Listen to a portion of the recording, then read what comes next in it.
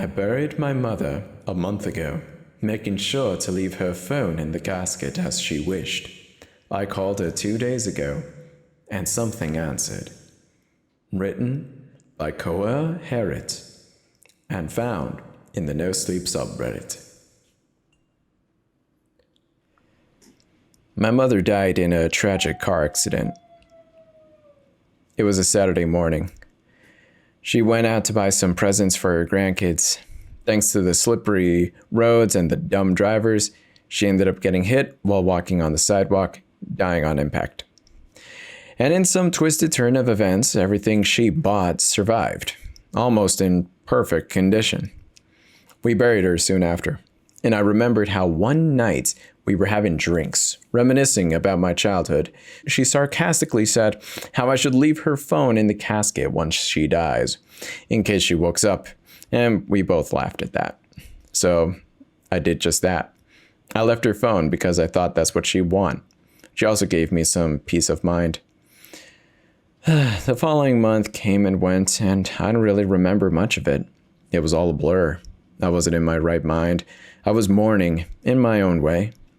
Not really socializing, staying away from everyone at work, not going out despite multiple invitations from my friend and my wife. I even skipped on my school play for my kids, which I hate myself for. They were just so sad that I couldn't come. My wife eventually gave me an ultimatum 1 week before Christmas. Either I get my shit together or I have to find a hotel to spend Christmas at. It was difficult, and I tried. I really did. My wife and I debated for a while whether or not to include the presents that my mom bought for the kids and whether or not to tell the kids Santa is not real. We couldn't agree on either option, so we reached a consensus. We do give them presents that my mother bought, and we do tell them it's from her, but in a special way. Grandma talked to Santa in heaven and asked to get you these gifts. That's what we told them. They cried, they laughed, so did we, and Christmas was great. For the first Christmas without my mother, it did hurt, but it was okay. For some context, we opened the gifts the day before Christmas, before sleep. It sounds weird, I know, but we come from a European country and that's just how things are done around here, and we're just used to it. After the kids went to sleep, my wife signed off to bed. And I couldn't. It was just eating me alive, not being able to talk to her. I cried so much. I was such a mess that day. Before I knew it, I had my phone held up to my ear, ringing. The ringing stopped. I pulled the phone away, looking at my screen in shock. The timer was still ticking. It was the screen of being on call. I heard some shuffling. And on the other end, other weird sounds. Trying to listen in closer, I put it back to my ear. Hello? I said in a shaky voice. A female voice responded. My mom's voice. Mom? I broke into a sob. She didn't say anything for a while. I'm sorry, Mom. I'm here, she said. I miss you, I replied, clutching the phone harder, as if doing so would get me closer to her. I couldn't really understand how this was happening. Maybe I was just hallucinating? It's your fault, she said. What? Mom? I was confused. What did she mean by that? Her voice was weird. It was hers, but somehow broken, distorted.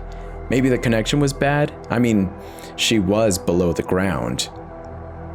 It's your fault, she said again, with an even more distorted voice than before. You killed me. You killed me. You killed me. It started repeating and screaming at me. I dropped the phone and started sobbing even louder, covering my ears. I stayed like that for a long time until my tears dried out. I opened my eyes again, looking at the phone on the ground, and the call was still running. Now at 15 minutes, it was silent again. Mom? I asked in a shaky voice. I'm outside. Her voice was back to normal, but it no longer sounded like her. It sounded like an imitation of her. "What?" I asked. I'm not even believing what I'm hearing. A loud knock suddenly resounded at the front door, a single loud knock startling me. "Open," she whispered, and another knock came to the door. This is not real. I am just hallucinating," I said out loud, now rocking back and forth. I was crazy. I was going out of my mind. Another knock, louder than before, then another, and soon, someone was just banging on the door faster and faster, building up momentum. "Stop!" I screamed. "Stop!" I repeated, covering my ears, covering my eyes. I still could hear the banging on the door, and then a hand on my shoulder. I shook it away in shock, shouting, "No!" "Peter, what's wrong?" It was my wife, her worried eyes peering down into mine, and I was now on the floor, flailing my hands like a crazed man, and I could no longer hear the knocking. Did you open the door? Was it her?" "Door? What?" She looked extremely worried. "Are you okay?" I looked around frantically, using my hands to feel for the phone. When I found it, I looked at the screen. I was still on the call. "Mom? See, I'm on the call with her. She called me." I tried explaining to her. "Let me in." Another whisper came from the phone. My wife was shaking her head. "Go to sleep. You're not feeling well." Did you not hear that? She was speaking." I shoved the phone into her face. Her eyes widened. How is this?" Another knock came to the front door, interrupting her. "What the hell? Who's knocking at such a late hour?" She started walking over to the front door. "No, don't!" I screamed at her, but she didn't open it. All she did was look through the peephole. There's nobody there. Another loud knock, and my wife jumped back, startled. "What the hell? Whoever this is not funny. We're calling the police." "It's me," the voice whispered again in the phone. Another knock. "That's it, I'm calling the cops," my wife said. She walked up the stairs promptly to get her phone. "Please, let me in. It's so cold," it pleaded, no longer sounding like my mother, not even an imitation. It sounded like something inhuman. I slowly, shakily walked over to the front door and looked through the peephole while still holding my phone. I saw a figure in the tree line across the street, taller than any cars on the other side of the road. It screeched loudly and started to run toward our house. "Will you leave me out here to freeze?" the voice said simultaneously. I backed away from the door as it got to our yard. "Please, no," I screamed. It started banging on the front door. "Let me in." It tried imitating my mother's voice, but it wasn't her. "I called the police. You better run while you still can," my wife warned as she started coming down the stairs while also holding a large huntsman knife. The banging stopped. I built up the courage to look through the peephole again, but this time, it was all black. I couldn't even see our front yard, even though the light yard was turned on. Then I saw something move. Something shifted. I realized it was the eye. The eye was looking into the house, and I screamed and backed off of the door.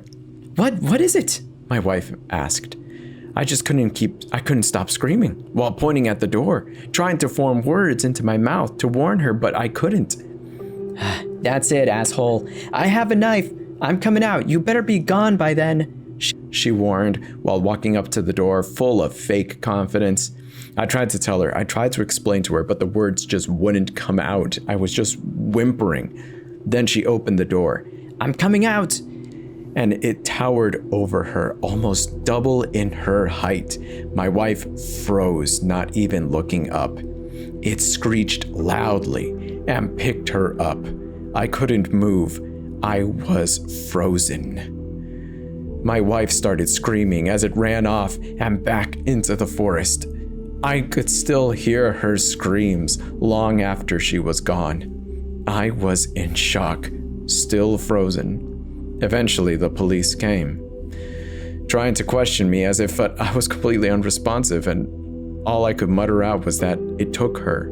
The phone call was still connected to my mother's phone, now running at 76 minutes. The reality hit me eventually.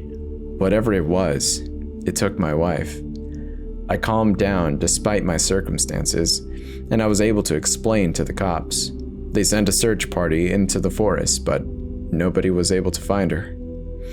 They also investigated my mother's grave to figure out how someone could answer the phone call. Her grave was dug out, her casket broke in half. Both her body and her phone was gone. It's been 2 days. My wife has not been found. My mother's body has not been found. And her phone wasn't found either. I haven't tried calling again. I'm afraid what's gonna answer. My kids have been asking where Mom is, and all I can tell them is that she went away for a little bit. I don't know how to explain this to them, but I just don't know how to explain that she might not come back. I hope they find my wife. I'm planning on calling the number again, pleading to take me instead of her, to bring her back. Wish me luck.